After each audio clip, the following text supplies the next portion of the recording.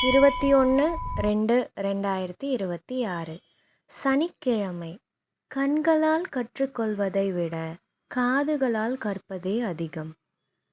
நல்ல நேரம் காலை 7:30 முதல் 8 மணி வரை.